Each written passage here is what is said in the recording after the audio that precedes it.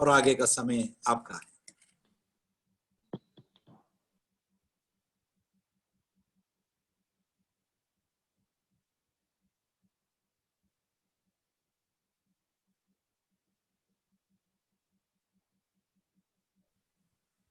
Sound mute है वासु जी, sound mute है।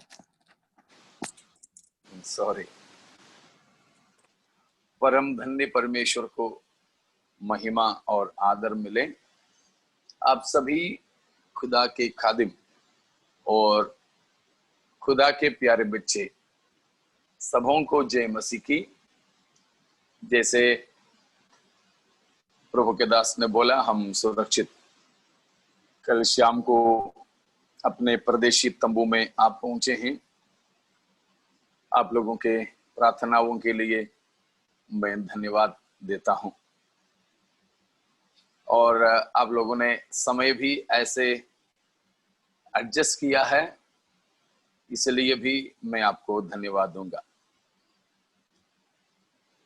परमेश्वर के वचन की तरफ में हम अपने ध्यान को फिराएंगे।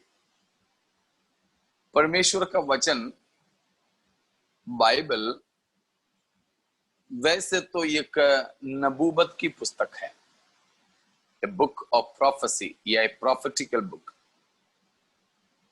की 2/3 बाइबल की 2/3 भविष्यवाणियों से भरा हुआ है। 2/3 of the Bible is full of prophecies। और बताए जाते हैं कि उसमें भी लगभग 50% अभी पूरे होने के लिए बाकी है। तो बाइबल की पढ़ाई का खासियत भी एक तरफ से कहा जाए तो ये है, और किसी भी संसार में पाए जाने वाले किताब बाइबल सरीखे नहीं है जो ऐसा स्पष्ट तरीके से भविष्यवाणियों से भरा हो। तो 2/3 भविष्यवाणियों में करीब करीब 50% ही अब तक पूरा हुआ है। बाकी हमारे जमाने में भविष्य काल में पूरा होने के लिए बाकी है। और ये जो पूरे हुए 50% के आसपास के इन भविष्यवाणियां, अब वे भविष्यवाणियां नहीं रहे, वे सब अब इतिहास के हिस्से बन चुके हैं। अब वे इतिहास बन चुके हैं। उन पुराने भविष्यवाणियां जो इतिहास बन चुके हैं, उन्हीं में से कुछ है हम जो अभी मनन कर रहे हैं दानियल की पुस्तक में से। ये दानियल की पुस्तक का एक विश्लेषण नहीं है, हम उसके बारे में एक सीख नहीं ले रहे हैं, लेकिन हम यीशु मसीह के दोबारा आगमन के सिलसिले में कलीसिया की उठा लिया जाने के बारे में, और उस उठा लिया जाना और धरती पर होने वाले झूठा मसीह का राज, उन दोनों के संबंध को ही फिलहाल देख रहे हैं। उन्हीं उसी के लिए हम इन बातों को लिया।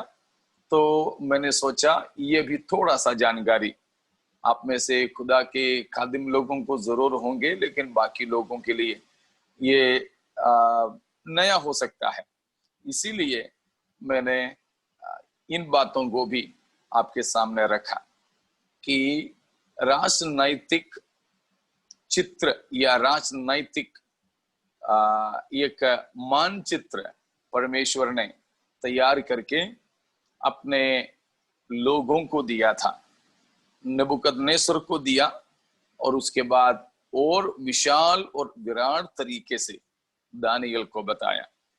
तो मुझे नहीं मालूम आपको कैसा लग रहा है, मुझे ये बातें जब मैं पढ़ता हूँ, पढ़ाता हूँ, सोचता हूँ, मनन करता हूँ, तो बहुत ही अद्भुत लगता है कि हमारे परमेश्वर का ज्ञान और हमारे परमेश्वर की काबिलियत, हमारे परमेश्वर की योजना कितना अनोखा है, कितना अनोखा है। और हमारे परमेश्वर पहले से इन सारे चीजों की योजना बनाया है और परमेश्वर ने बनाया हुआ योजनाओं को बिल्कुल पूरा करने में भी हमारे परमेश्वर सक्षम है। हम लोगों को तो कोई योजना बनाते हैं तो और कई सारे लोगों की सहायता उसमें चाहिए होता है, लेकिन परमेश्वर जो योजना बनाता है वो योजना पूरा करने में किसी की भी कोई मदद नहीं चाहिए। वो है हमारे परमेश्वर की सक्षमता और परमेश्वर उसके लिए सक्षम है। ठीक है, यहां हम देख रहे थे दानियल के समय से लेकर प्रभु यीशु मसीह राजा बनकर आने के समय तक परमेश्वर ने विश्व राजनीति को कैसे सजाया है, कैसे तैयार किया है। तो खास तौर पर 4 बड़े बड़े नहीं तो खास बादशाहतों का आयोजन परमेश्वर ने किया। हमने उस बात को देखा कि वो है बाबिलोन या बाबुल, दूसरा है मादी पारस, वो है मेदिया पेर्शिया, और तीसरा है ग्रीस यानी यूनान, और चौथा है रोम। रोम के बारे में तो वैसे हमको थोड़ा बहुत मालूम है क्योंकि बाइबल जो ज्यादातर किताबें, नया नियम के सभी किताबें लिखा हुआ पृष्ठभूमि रोमियों के शासन का है। हमारे प्रभु यीशु मसीह सेवकाई किया, यीशु मसीह का भौतिक या सांसारिक जीवन हुआ, वो भी रोम के राजनीतिक पृष्ठभूमि में था। इसलिए रोम के बारे में थोड़ा बहुत हमको मालूम है, हम उसके बारे में बहुत कुछ सुने भी हैं। तो हम देख रहे थे कि परमेश्वर के वचन में किस प्रकार ये जो विश्व राजनीतिक चित्र को परमेश्वर ने सजाया है। उसमें हमने दूसरा अध्याय, दानियल दूसरा अध्याय, 7 अध्याय, 8वां अध्याय और कल 11वां अध्याय, इन चारों अध्यायों को मिला करके पढ़ रहे थे और उसी के कुछ ताल्लुके झूठा मसीह के सिलसिले में प्रकाशित वाक्य भी हमें बताते हैं। तो उन भागों में हम जा रहे थे। तो कल हमने ग्रीस यानी यूनान के बारे में देखा और दूसरा अध्याय में यूनान का प्रतीक हमने क्या देखा है, पीतल का पेट और कमर को, और पीतल की विशेषता भी हमने देखा यूनान के साथ कि सिकंदर के सैनिकों ने पीतल से बने हुए हथियारों को इस्तेमाल किया और भविष्यवाणी ऐसे हो गया था, इसीलिए उन लोगों ने ऐसा पीतल का हथियार इस्तेमाल नहीं किया था, परंतु वे भविष्य में, सिकंदर तो उस समय पैदा भी नहीं हुआ था, तो भविष्य में वे पीतल के बने हुए हथियारों को इस्तेमाल करेंगे। परमेश्वर पहले से जान लिया, इसलिए भविष्यवाणी किया गया। समझ में आ गया ना? भविष्यवाणी हुआ करके सिकंदर और उनकी सेना पीतल के हथियारों को उपयोग नहीं किया है, परंतु भविष्यवाणी इसलिए हुआ था कि परमेश्वर ने पहले से जाना था कि ऐसे ही होगा। ठीक है, फर्क समझ में आ गया ना दोनों का? तो इसीलिए, ठीक है, इसीलिए भविष्यवाणी क्या है? भविष्यवाणी सच कहें तो इतिहास ही है, मगर काफी घटने से पहले लिखा जाता है, नहीं तो बता दिया जाता है। ठीक है, इतिहास और भविष्यवाणी दो नहीं है, दोनों में बहुत करीबी रिश्ता है। फर्क क्या है? इतिहास घटने के बाद लिखा जाता है, भविष्यवाणी वो इतिहास घटने से पहले लिखा नहीं तो बताया जाता है। तो इस गॉड, तो वो हमारे परमेश्वर से संभव है। बाकी सब कुछ शायद आप बोलेंगे भविष्यवाणियां तो और भी कुछ होता है। हाँ, जरूर होता है। शैतान की तरफ से भी, विज्ञान की तरफ से भी ये सब भविष्यवाणियां होते हैं, लेकिन उसके लिए और कुछ चीजों का सहारा उनको चाहिए होता है। लेकिन परमेश्वर के लिए उस प्रकार कोई जरूरत नहीं है।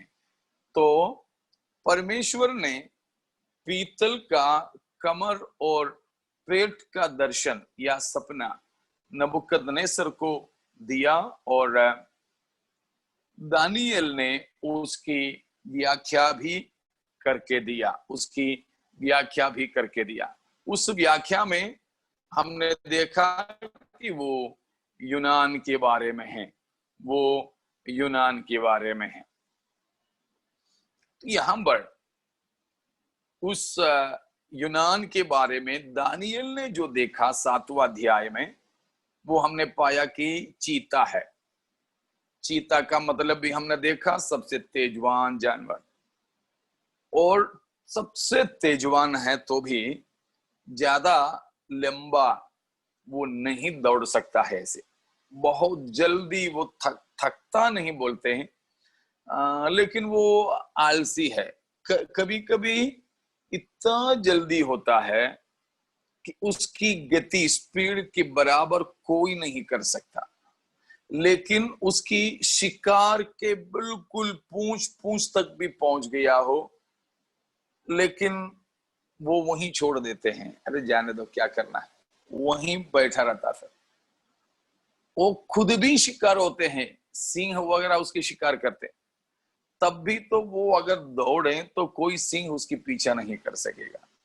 लेकिन वो ऐसा है चीता कि दौड़ेगा, लेकिन थोड़ी देर के बाद में वो रुक जाता है, शिकार आके उसके गला दबा देता है।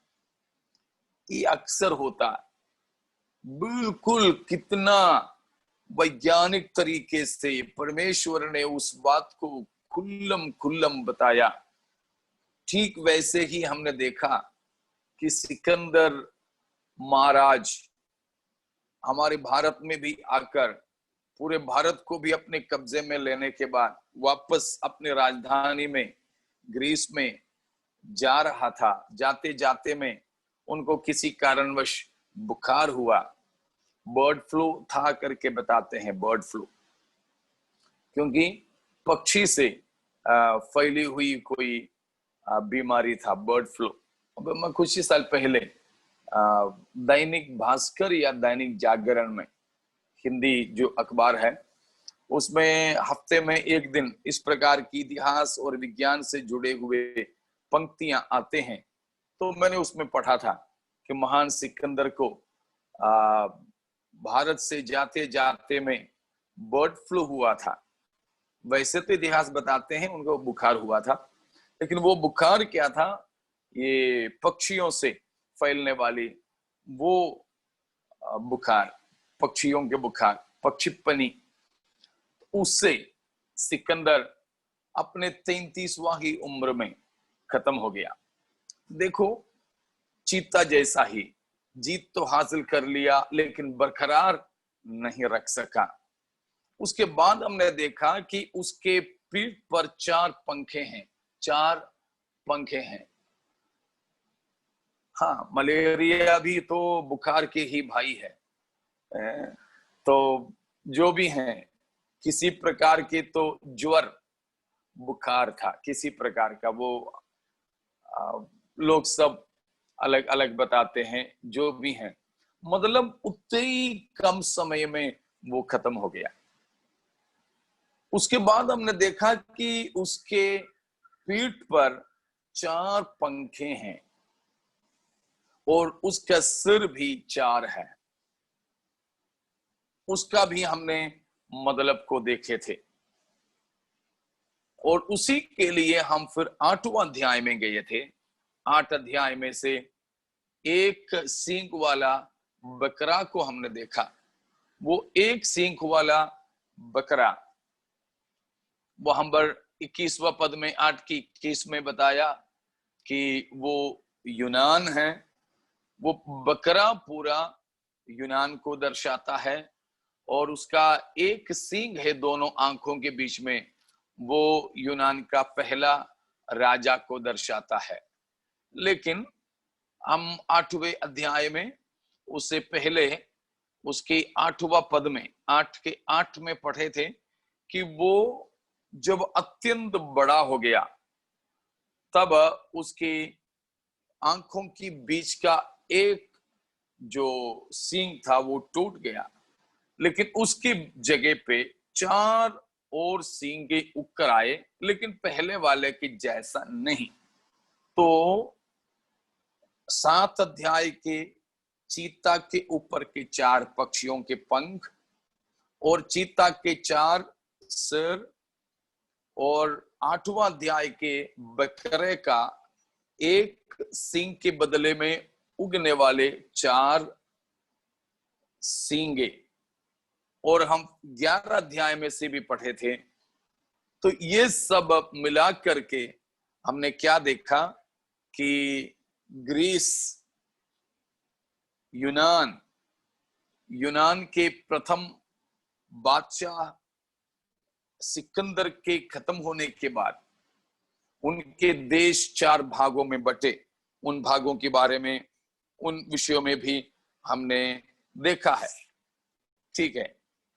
लेकिन अब एक बात और उसमें से ये देखना है कि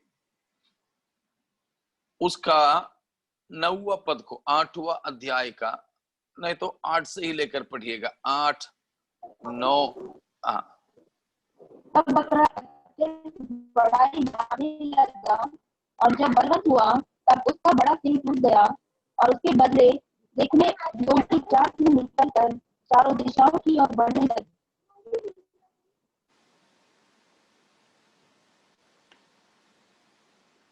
आगे पढ़ेंगे। फिर इनमें से एक छोटा सा सिंह और निकला जो दक्षिण, पूरब और शिरोमणि देश की ओर बहुत ही बढ़ गया। बस वहां पर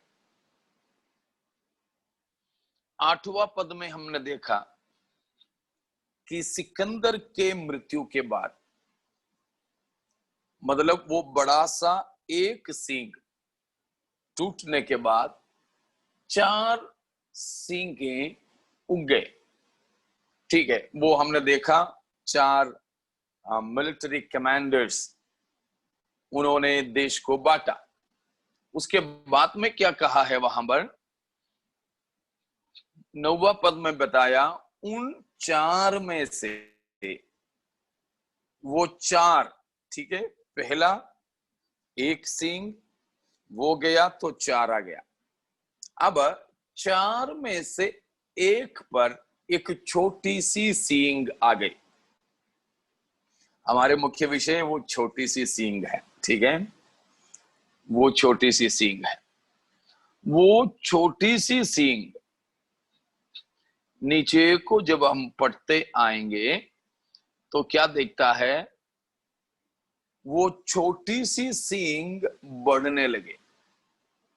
वो छोटी सी सींग बढ़ गए, बढ़ते बढ़ते बढ़ते में वो शिरोमणि देश के और भी बहुत ही बढ़ गया। यहां जो शिरोमणि देश कहा है, प्लेसेंट लैंड, वो यरूशलेम है। शिरोमणि देश यरूशलेम, नहीं तो इस्राएल का देश। तो वो छोटा सा सींग उकर के आया, ठीक है। वो छोटा सा सींग जो है उकर आता हुआ बाकी बहुत से चीजों को अपना कब्जे में ले लिया, अपने कब्जे में ले लिया, और अपने कब्जे में लेकर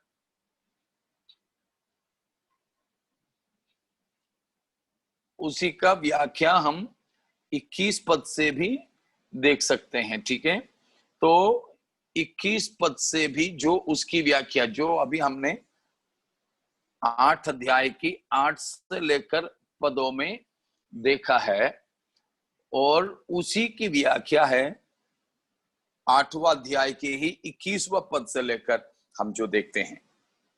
तो दोनों बराबर है, एक में सपना और एक में व्याख्या। ठीक है, तो उसमें भी आपको ये देखने को मिलेगा कि वो सिकंदर के खत्म होने के बाद ग्रीस यानी यूनान 4 भागों में बटेगा, 4 अधिकारियां उसको ले लेंगे, लेकिन उन 4 में से एक को, बाकी 3 को फिलहाल दरकिनार कर दीजिए, वो 4 में से एक को हम जो लेते हैं, वो उनमें से एक छोटी सी सींग निकल कर आती है। वो छोटी सी सींग जो सबसे आखिरी में आया, वो ऐसे बढ़ जाता है, बढ़ जाता है, बढ़ जाता है कि चारों ओर के सभी देशों को अपने चपेट में लाता है, यहां तक कि यरूशलेम के भी खिलाफ में, इस्राएल के विरोध में भी वो बड़ा हो जाता है।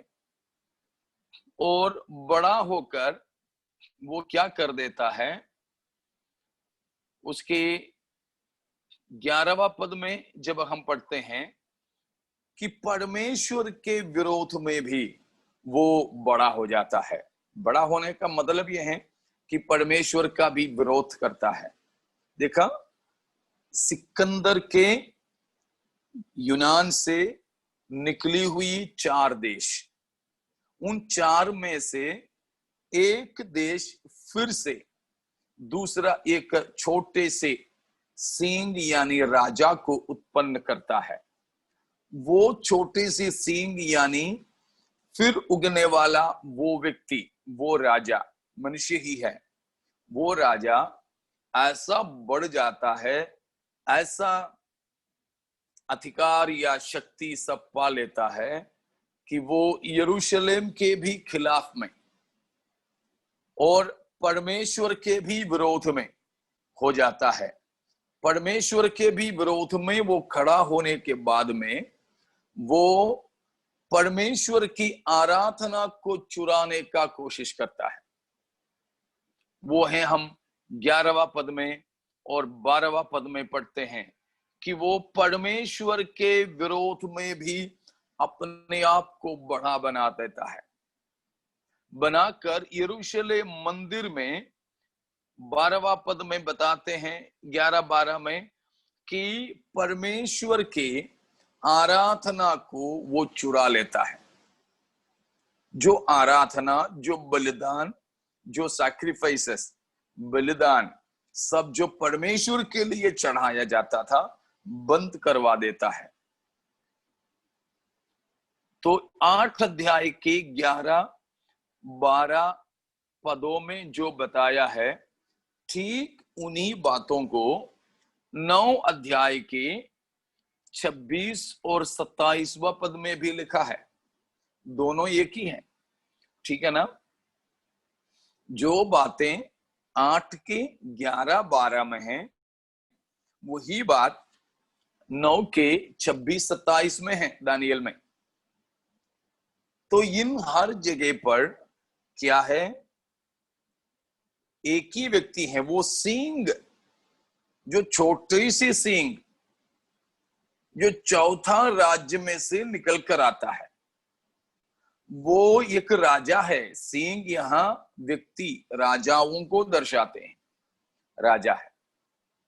तो ये राजाएं, ये राजा, ये अकेला राजा वो परमेश्वर के खिलाफ में होता है।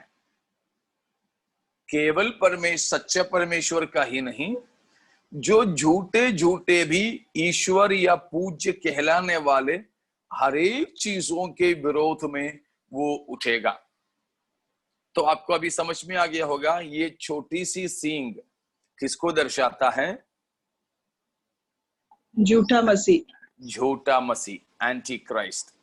उन्हीं बातें हैं जो हम दूसरा थिस्सलुनीकियों में भी पढ़े थे। ठीक है, आपको याद होंगे 2-3 दिन पहले हम उन बातों को भी देखे थे। दूसरा थिस्सलुनीकियों 2 अध्याय में से हमने देखा उसके 3 से या फिर 4, 5 और 6 पदों में देखे थे। उधर भी यही है, सब प्रकार के आराधना भवनों में। तब मैंने कहा केवल पेंटिकॉस्टल चर्च में ही नहीं, क्रिश्चियन चर्चेस में ही नहीं, यहूदी यरूशलेम के मंदिर में ही नहीं, जो भी मंदिर, मस्जिद, गिरजाघर, आराधना का हर जगहों पर उसका मूर्त स्थापित किया जाएगा और जो भी पूज्य है उन सब का पूज्यावस्था वो खुद क्लेम करेगा, वो खुद बोलेगा कि सब मैं ही हूं, मेरे ही आराधना करें, मेरी ही उपासना करें, बलि और आराधना चढ़ावा सब मेरे लिए ही चढ़ाए जाए। लेकिन उसका सबसे ज्यादा असर हमारे परमेश्वर के लोगों पर होंगे, अर्थात यहूदियों पर, इस्राएलियों पर। तो हम 8 अध्याय में वापस आएंगे दानियल की, कि वो यूनान के सिकंदर के खत्म होने के बाद उगने वाले 4 देशों में से एक से निकलाने वाली छोटी सी सींग, इसीलिए किसको दर्शाता है? झूठा मसीह को। वो जो छोटी सी सींग जो काम करेगा वो सब कुछ झूठा मसीह 70वां सप्ताह में, अर्थात महाक्लेश के 7 साल के समय के अंदर करने वाली बातें हैं। ठीक है, उन्हीं बातों के बारे में हम 11वां अध्याय में भी पढ़ेंगे, लेकिन उसमें आने से पहले हम इसको फिलहाल यहां रोककर चौथा जानवर के बारे में भी देख के वापस इसमें हम आएंगे। इतने में आपको समझ में आ गया होगा। कोई शक या कोई विवरण इन बातों में चाहिए तो थोड़ा सा इंतजार करें, हम वापस इसी में आ जाएंगे। ठीक है, और ये जो आपके अंदर जिज्ञासा होगी कि ये किस में से निकल आएगा, ये 4 में से कौन सा ऐसा देश है जिसमें से ये निकल आएगा? बेशक वो है सीरिया। सीरिया में से। उसका कारण क्या है हम आगे देखेंगे। ठीक है, फिलहाल हम चौथा राज्य की तरफ में जाएंगे। चौथा राज्य तो पहला बाबिलोन है। बाबिलोन हमारे इराक और उसके आसपास के हैं, मॉडर्न इराक। दूसरा है मेडिया पर्शिया, मॉडर्न ईरान है, आधुनिक ईरान।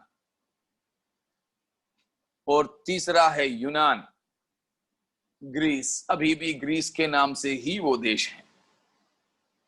ठीक है, एथेंस वगैरह तो सब उसी में है। हमारे पौलुस आदि प्रेरित लोगों की सेवकाई भी ज्यादातर उन्हीं इलाके में थे। तो आप समझ सकते हैं यूनान कितना प्रभावी था। ये जो लगभग 10 साल के अंदर यूनान के राजा सिकंदर ने सारे विश्व को तो जीत लिया था। उससे पहले तो मेदिया पेर्शिया ने भी बाबिलोन ने भी तो जीत लिया था, लेकिन उन हर किसी भी जगहों पर बाबिलोन का या मादी पारसियों का कोई संस्कृति को नहीं फैलाया था। लेकिन यूनान ऐसा भी एक बादशाह थे कि वो कब्जा करते करते ही अपने यूनानी संस्कृति को फैलाया। यूनानी संस्कृति इतना तेजवान हो गया था, इतना प्रभावी हो गया था, शायद अभी भी उसका असर है। खास तौर पर पूरे ग्रीक भाषा से पूरे दुनिया को भर दिया था सिकंदर ने। उसका प्रभाव, उसका फायदा हमको हुआ है।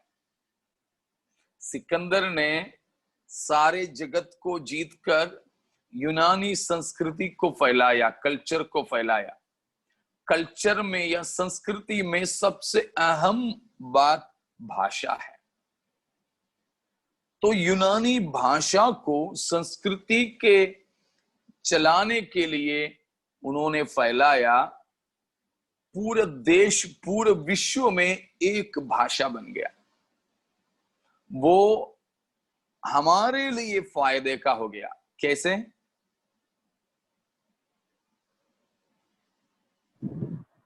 New testament is written. बिल्कुल बिल्कुल। सुसमाचार के फैलावा के लिए वो एक मुख्य कारण बन गया कि पौलुस जैसे लोग जो यूनानी संस्कृति से काफी ताल्लुका रखते हैं, भाषा से बहुत ही निपुण हैं भाषा में, उनके लिए आसान था उस समय जाने माने सारी दुनिया में चले फिरे और बिल्कुल बेधड़क सुसमाचार को सुनाए। अभी तो हम लोग कहीं जाते हैं तो हमको वहां जाके उन लोगों की भाषा सीखना होता है, लेकिन उनको, पौलुस को सुसमाचार लेकर जा गए, वहां कोई नई भाषा की खोज करने की जरूरत नहीं था। गए, प्रचार किए, चले। अगर भाषा सीख करके उनको प्रचार करना था तो कम से कम 6 महीना 1 साल तो रहना ही रहना था एक ही जगह पे। ऐसे होता तो सुसमाचार की फैलावा पहली सदी में बड़े धीमे होता। लेकिन देखो परमेश्वर ने कैसे इन सारी बातों को अपनी योजना के अंतर्गत तैयार किया कि प्रभु यीशु मसीह के जन्म से पहले ही बिल्कुल यूनानी संस्कृति को सारे विश्व भर में फैला दिया, भाषा सिखला दिया, जिस भाषा में सुसमाचार का प्रचार प्रसारण होना है। Praise God. उसके बाद में परमेश्वर ने रोमियों को लाया ताकि ये प्रचार करने में राजनैतिक रुकावटें ना हो, कि रोमी लोग धर्म, संस्कृति इन पर ध्यान नहीं देते थे। उनको बस अधिकार से ही मतलब था, पॉलिटिक्स से ही मतलब था। तो इसीलिए किसी भी धर्म पर तुम विश्वास करो चलेगा, किसी भी ईश्वर के बारे में तुम बोलो चलेगा, लेकिन रोम के शासन, कैसर के अधीन रहना, बस कैसर के बदले दूसरा कोई राजा को नहीं रखना, लेकिन ईश्वर तुम किसी को भी बना लो चलेगा।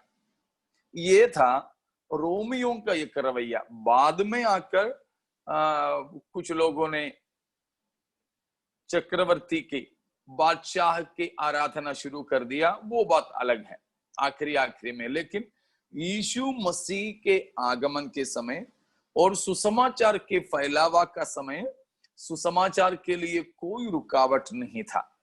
वो इसीलिए था कि रोमियों का शासन उस प्रकार के थे। देखो परमेश्वर इतिहास को कैसे तैयार किया, इसलिए हम बताते हैं कि हमारे बाइबल का परमेश्वर ऐसा कोई बुढ़ा व्यक्ति नहीं है जो स्वर्ग की किसी कोने में ऐसे बैठा हुआ है, तापता हुआ, आग तापता हुआ रहता है, ना ऐसा कोई बुजुर्ग नहीं है जिनकी आंखें नहीं दिखता, जिनके कान ऊंचा सुनाई देता है, जिनके हाथों में ताकत नहीं। किसी किसी को आपने देखा होगा, शरीर कांपते हैं, वो एक गिलास चाय भी उठा करके नहीं पी पाते हैं। तो इस प्रकार का एक व्यक्ति नहीं है हमारे परमेश्वर। और ऐसा नहीं कि ठीक है हम तो मस्त में अपने में रहें और दुनिया में जो चले चलने दो, जो मारे पीटे, मरे मारे, हमें कोई मतलब नहीं। ऐसा नहीं है हमारे परमेश्वर। लेकिन दानियल का पुस्तक हमें बताते हैं, God of the Bible is a God who is very much interested in human history. Moreover, he is very much intervening in it. He is not a passive God who just allows everything and he doesn't have any control over. No, ऐसा नहीं है Bible का परमेश्वर।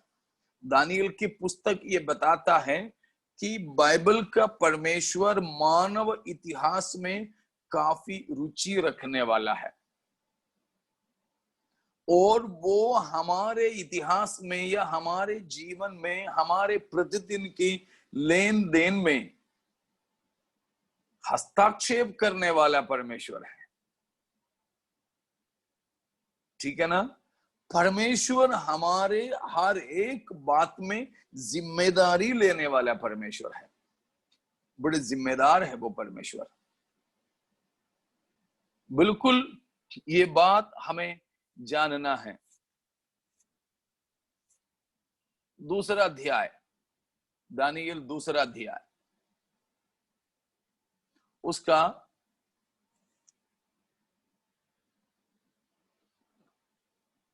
19, 20 और 21। Daniel को रात के समय दर्शन के द्वारा प्रकट किया गया। तब दानियल ने स्वर्ग के परमेश्वर का यह कहकर धन्यवाद किया, परमेश्वर का नाम युगानुयुग धन्य है, क्योंकि बुद्धि और पराक्रम उसी के हैं। हाँ जी, अगला पद भी।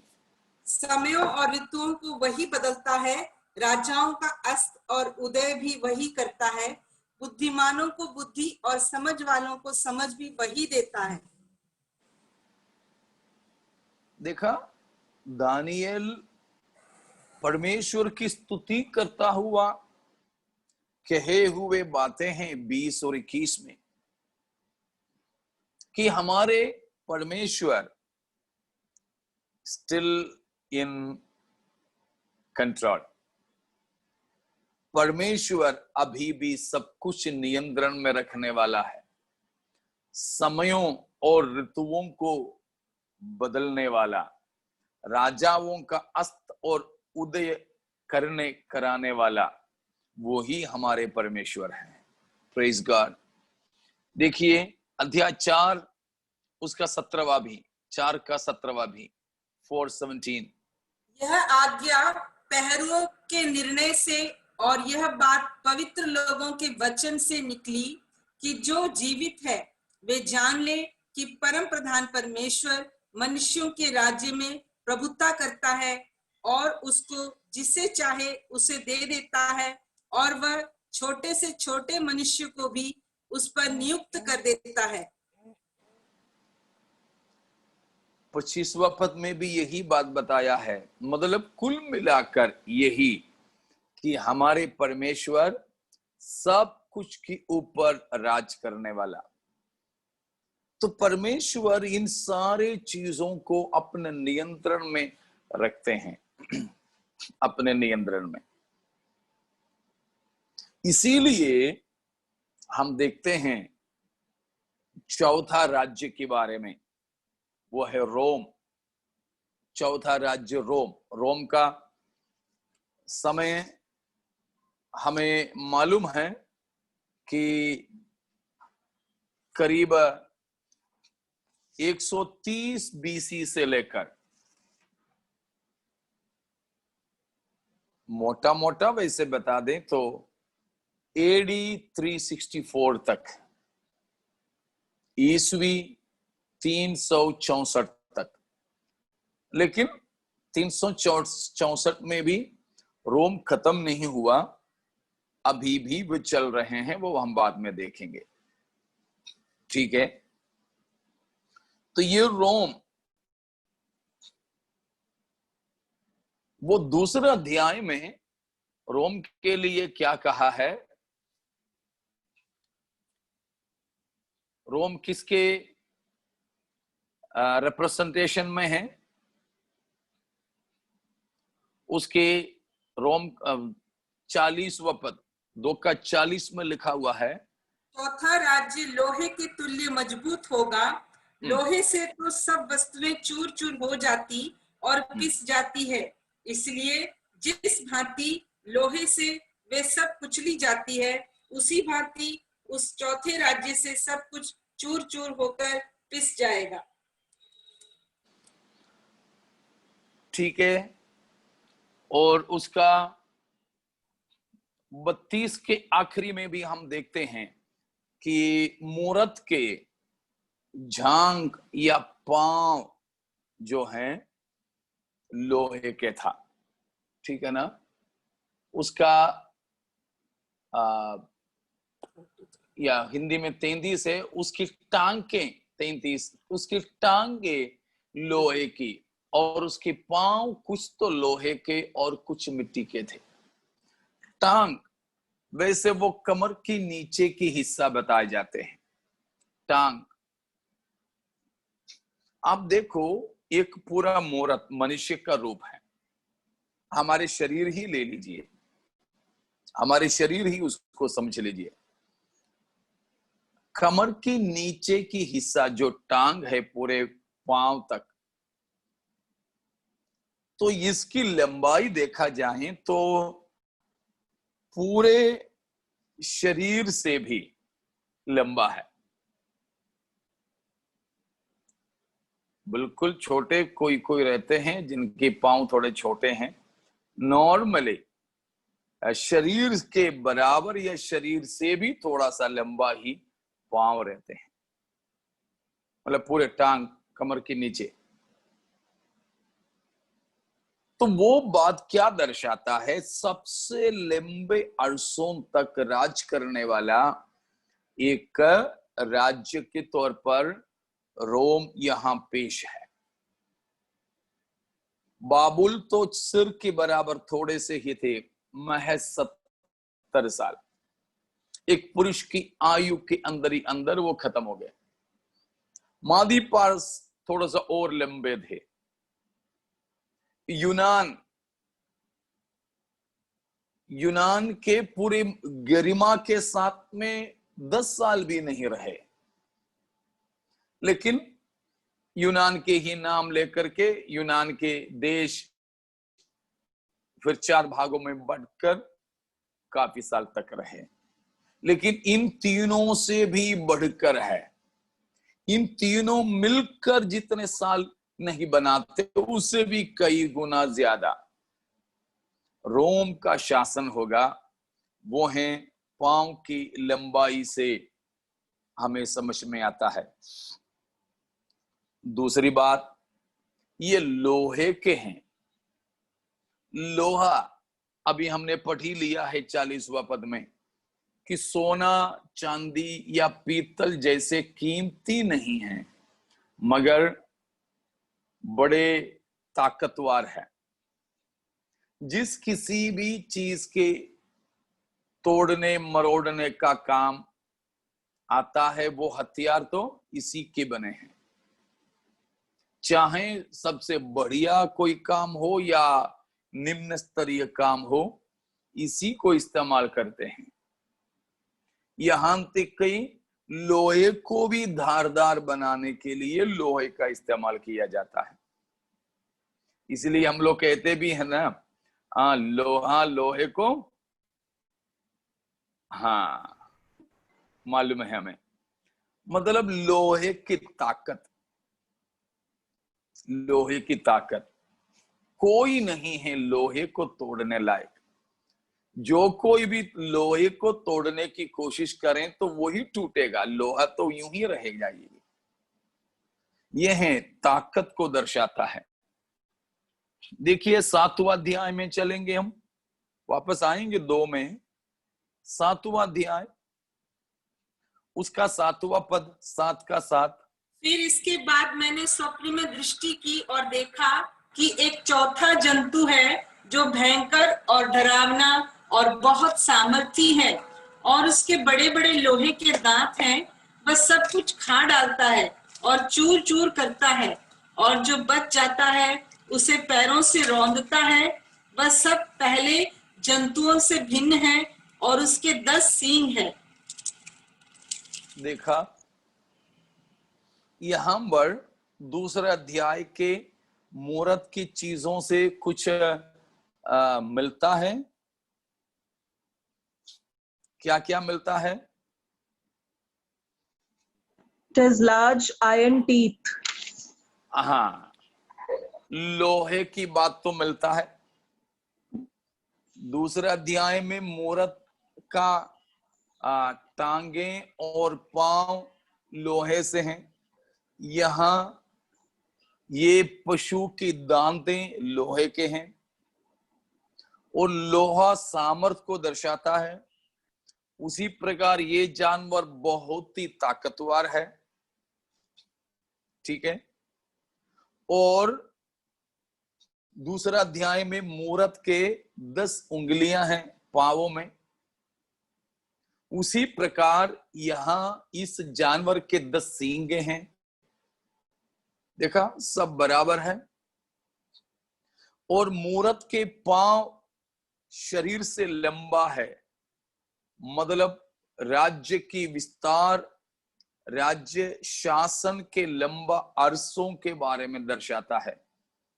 ठीक वैसे ही यहां पर ये जानवर बहुत ही बड़ा है, बहुत ही बड़ा, आकार बहुत बड़ा, बाकी तीनों से भिन्न है। हाँ, बाकी तीनों जो शासन हुए हैं उससे बिल्कुल हट करके ये रोमियों का शासन था, नियम था, वो सब कुछ। तो इन सारी बातें तो बिल्कुल मिलते जुलते हैं। इसीलिए दूसरा अध्याय की मूरत का 14 हिस्सा 7वें अध्याय के जानवरों के चौथा तरह या 14 जानवर के बराबर है। वो रोम को दर्शाता है, रोमी शासन है, रोमी शासन। तो रोमी शासन, इससे पहले शायद मैं भूल गया हो या आपको बताया मैं भूल गया हो, जो भी है, यूनान के बारे में एक बात बोलना भूल गया। वो ये था कि बकरा को हमने देखा, परमेश्वर यूनान को बकरा से दर्शा रहा था। तो क्या कारण है बकरा को दर्शाने का? सिकंदर के पापा का नाम कल मैंने बताया था, फिलिप। उन्हीं के नाम से फिलिप्पी नगर है बाइबल का, जो फिलिप्पी नगर, वो फिलिप वहां वो छोटा सा कस्बा का राजा था। लेकिन उस कस्बे में बकरा ही उनका, शायद मैंने बताया था ना, या बताया था, ओके, बकरा ही उनका एम्बलम था, उनका राष्ट्रीय जानवर था, उनके सिक्कों में उसी का छाप था। वो सब एक्सकवेटर्स जो खुदाई करके, पढ़ाई वैज्ञानिक लोगों ने उन इलाकों में खुदाई किया, तो ये सब मिल चुका है। तो बाइबल के खिलाफ में उन किसी के पास में कोई सबूत नहीं है, परंतु चाहे विज्ञान की बात लो या एक्सकवेशंस की, आर्कियोलॉजी की बात लो, ये सारी बातें ही बाइबल के विश्वास्यता को साबित कर देती है। Praise God. ठीक है, मैं बताया था कि मैं भूल गया था कि आपको बताया।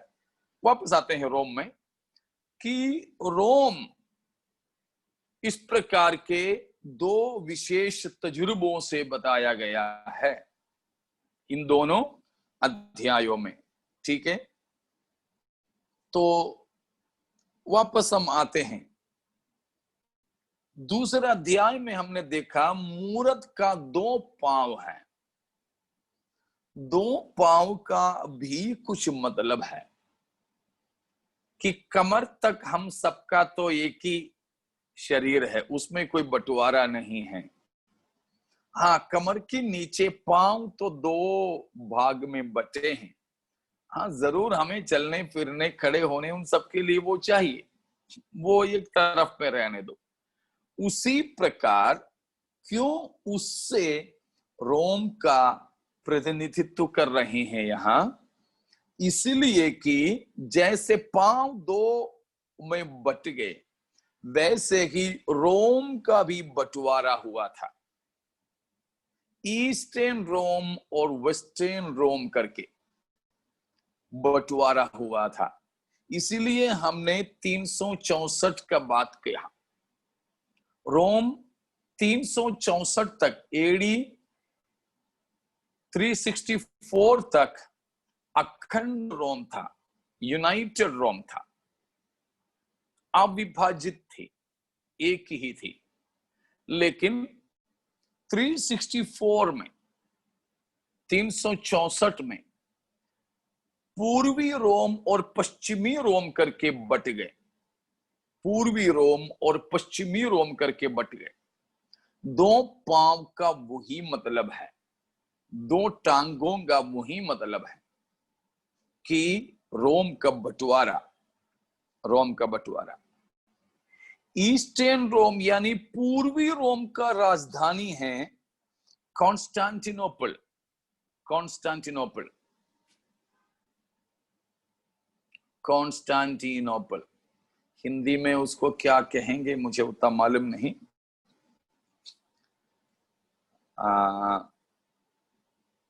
मलयालम में उसको कहते हैं कुस्तंतीनापोलिस।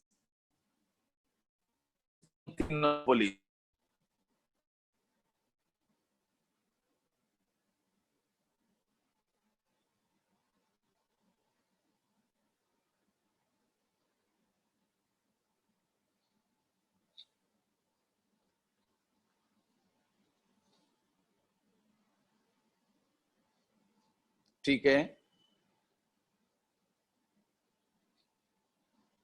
और उसी का नाम, अच्छा वही है कॉन्स्टेंटिनोपल। ठीक है, थैंक यू। കൺസ്റ്റാന്റിനോപ്പൽ, മലയാളത്തിൽ അതിന് കുസ്തന്തീനോപ്പൊലീസ് എന്ന് പറയാറുണ്ട്. बैजांटियम എന്നും ഇതിനെ വിളിക്കാറുണ്ട്. और इसी का दूसरा एक नाम है बैजांटियम, BYZANTIUM, बैजांटियम। ठीक है,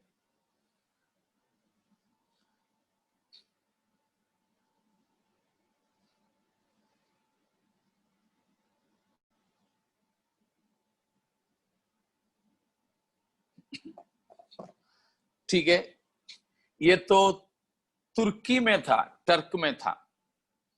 और 1923 तक, 1923 तक जो इस्तांबुल हम सुने हैं टर्क के कैपिटल है, तो उसी नाम से जाने जाते थे वो इलाका। ठीक है, वो उसमें हम ज्यादा नहीं जाएंगे।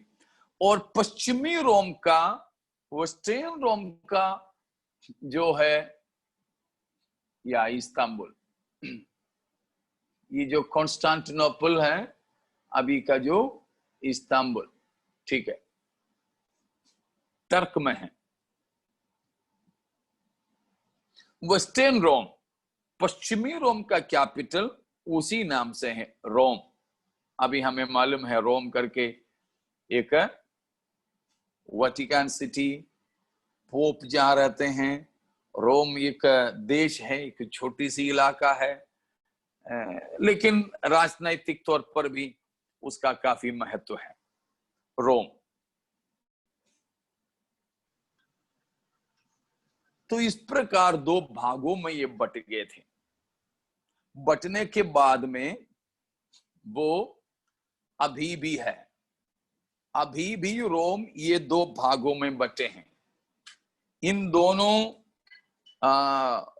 पूर्वी पश्चिमी रोम में शामिल मुख्य मुख्य देशों का नाम भी हम देखते हैं। पश्चिमी रोम का विशेष खास देश हैं, 5 देशों का नाम मैं लेता हूं। पश्चिमी यानी वेस्टर्न रोम में शामिल है फ्रांस, स्पेन, इटली, ऑस्ट्रेलिया नहीं, ऑस्ट्रिया और ग्रेट ब्रिटेन। पश्चिमी रोम में अभी भी उस इलाके में पाए जाने वाले देशों का नाम है France, Spain, Italy, Austria, great Britain. उसी प्रकार ईस्टर्न रोम में, पूर्वी रोम में शामिल है यूनान यानी ग्रीस, मिस्र यानी Egypt, Syria, Turkey, Bulgaria. Greece, Egypt, Syria, Turkey and Bulgaria.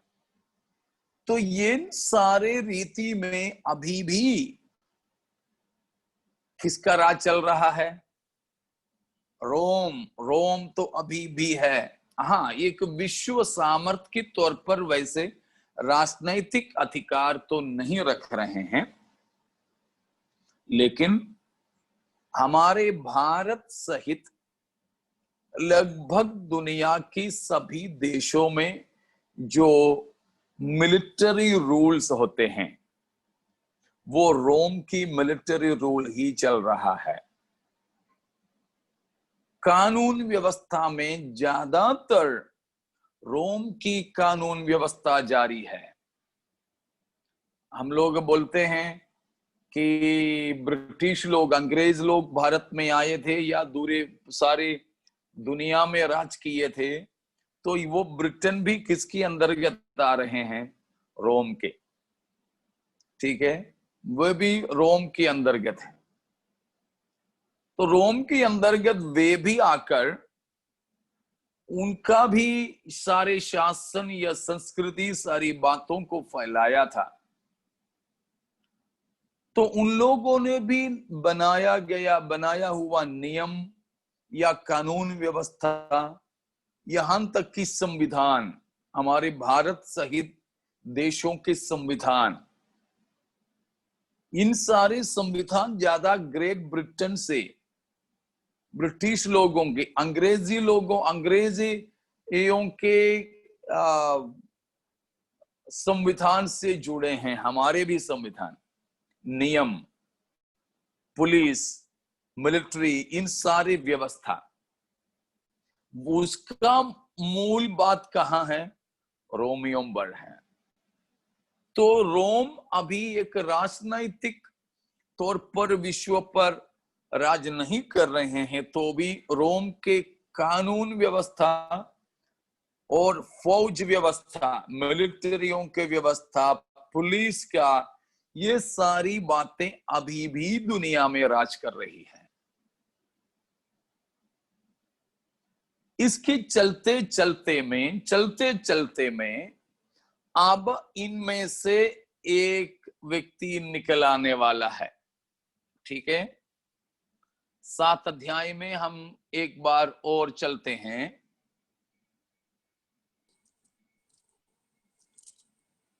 उसके हमने 7वां पद को पढ़े थे, अभी हम 8वां पद को पढ़ेंगे।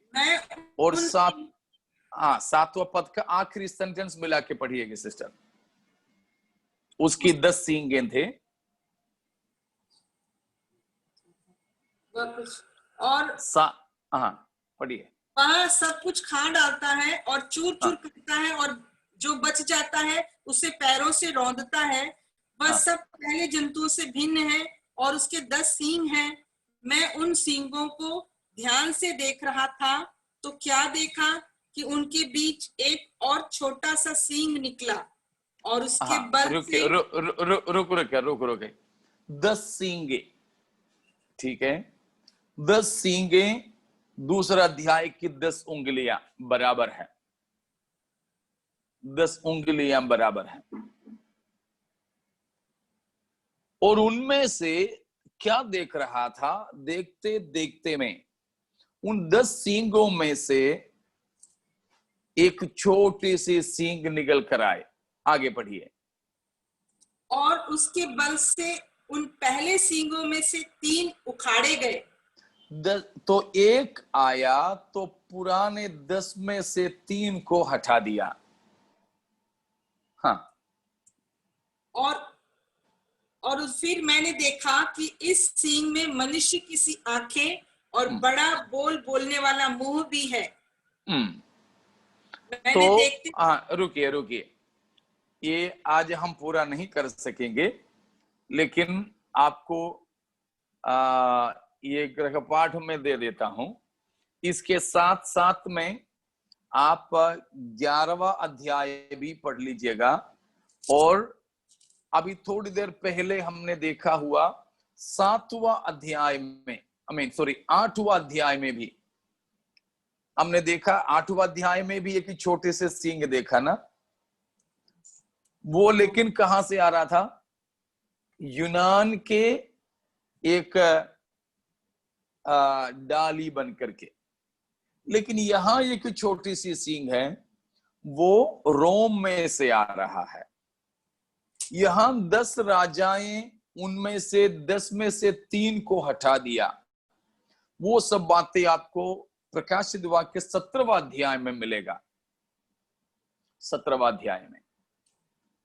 तो कुल मिलाकर के बात यह है कि ये 10 सींगों में से एक छोटी सी सींग निकल कर आना, उसकी मनुष्य की सी आंखें और बड़े बोलने वाले मुंह भी मिला। वो उसकी बोल से, वो बड़े मुंह से स्वर्ग की परमेश्वर की भी निंदा करने लगा। ब्लास्फेमस माउथ, परमेश्वर की निंदा करने वाला मुंह, निंदा करने वाला मुंह।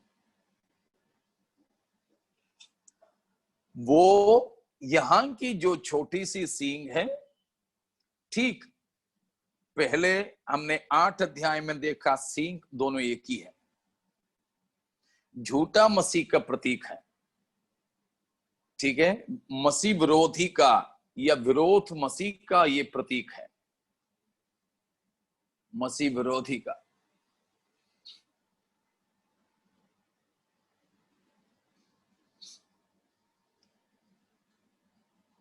उसके बारे में ज्यादा हम बाद में देखेंगे, अभी हम समाप्त करेंगे। उससे पहले मैं ये बताना चाहूंगा कि दूसरा अध्याय में 10 जो है उंगलियां और यहां की 10 सींगे किसको दर्शाते हैं?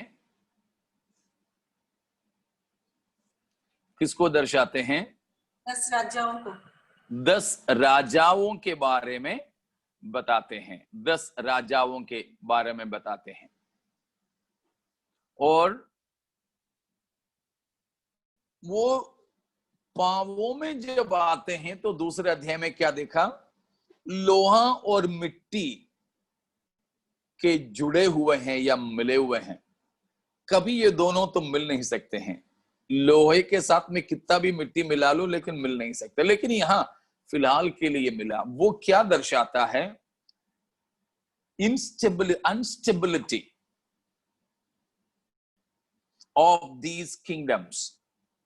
ये मानवीय राजनैतिक तस्वीर ही खड़े किस पर है? बिल्कुल मजबूती पर है? नहीं। लोहा अकेला होता तो भी थोड़ा मजबूत दिखता, मिट्टी भी अकेले होते तो भी ठीक था, लेकिन ये दोनों बिल्कुल मिल ही नहीं सकते हैं। ऐसा एक नींव है मानवीय शासनों का। हम चाहें बाबुल सबसे श्रेष्ठ, सोना जैसा, सिंह जैसा, मनुष्य के सिर जैसा सबसे ऊंचा सबसे श्रेष्ठ भी हो, लेकिन नीचे देखिए पांव खड़े किस पे? अस्थिरता पर है, बिल्कुल डामाडोल वाले मामला है। जैसे भजन संहिता 73 में 73 में परमेश्वर ने आसाफ को बताया, दुष्ट लोगों को अष्टपुष्ट देखकर आसाफ तो बड़े परेशान हो गए। आखिरी में परमेश्वर ने उसको कान पकड़ के मंदिर में लाया, बोला इधर बैठ।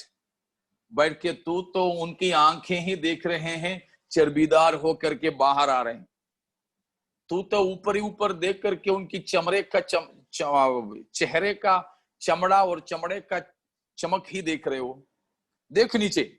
शायद मैं ये सोचता हूं कि परमेश्वर के दूध ने आसाफ के पैर को तो झुका करके बोला, उन लोगों की पांव को देख।